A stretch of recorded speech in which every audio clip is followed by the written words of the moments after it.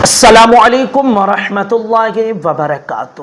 فجر کی نماز ادا کرنے کے بعد یہ 3 کلمات آپ ضرور پڑھیں۔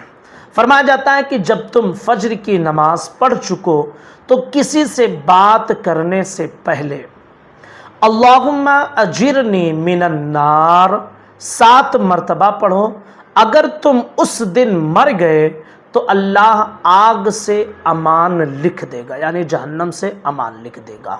اور جب مغرب کی نماز پڑھ چکو تو 7 مرتبہ یہ دعا پڑھ لو۔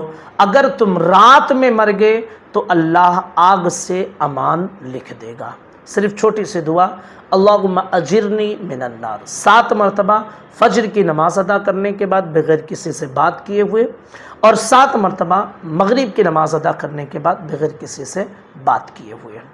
دوسری حدیث آپ سن لیجئے، جس نے صبح کے وقت لا الہ الا اللہ وحدہ لا شریک لہ لہ الملک ولہ الحمد وہو علی کل شیء قدیر 10 مرتبہ پڑھ لیا تو اللہ 10 نیکیاں عطا کرے گا، 10 گناہ مٹا دے گا، 10 درجے بلند کر دے گا، اور 4 غلام آزاد کرنے کا ثواب ملے گا، اور شام تک ان کلمات کی وجہ سے شیطان سے محفوظ رہے گا۔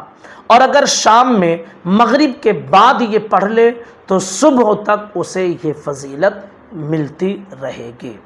تیسری روایت حضرت معاذ ابن جبل سے مروی، کہتے ہیں کہ میں نے حضور صلی اللہ علیہ وسلم کو فرماتے ہوئے سنا کہ جو نماز فجر کے بعد 3 مرتبہ اور عصر کے بعد 3 بار ان کلمات کو پڑھ لے، استغفر اللہ الذی لا الہ الا هو الحی القیوم واتوب الیہ، اس کے گناہ مٹ جائیں گے اگرچہ سمندر کے برابر کیوں نہ ہو، پچھلے تمام گناہ بخش دیے جائیں گے۔